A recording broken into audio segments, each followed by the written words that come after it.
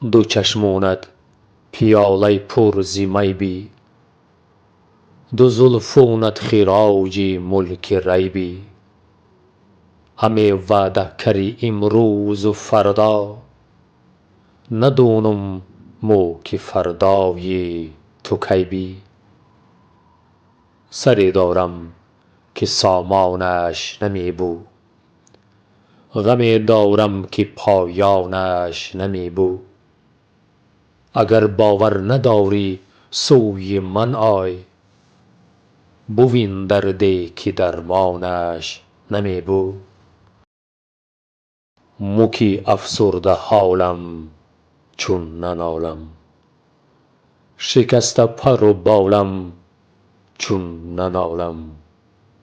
همه گویند فلانی ناله کم کن، تو آیی در خیالم چون ننالم. هر آن کس عاشق است از جان نترسد، یقین از بند و از زندان نترسد. دل عاشق بود گرگ گرسنه، که گرگ از هی هی چوپان نترسد. اگر یار مرا دیدی به خلوت، بگو ای بی وفا ای بی مروت. گریبانم ز دستت چاک چاک است، نخواهم دوخت تا روز قیامت. درخت غم به جانم کرده ریشه، به درگاه خدا نالم همیشه.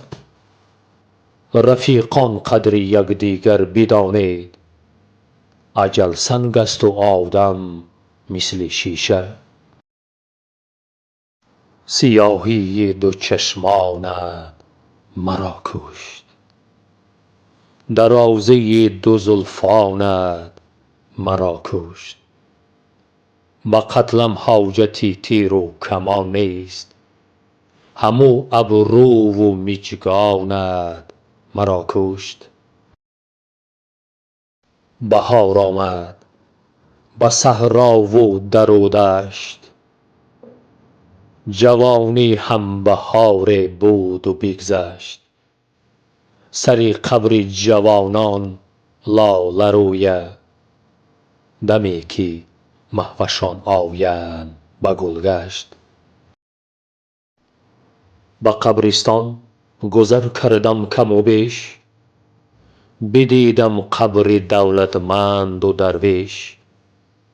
نه درویش بی کفن در خاک رفته، نه دولتمند برده یک کفن بیش.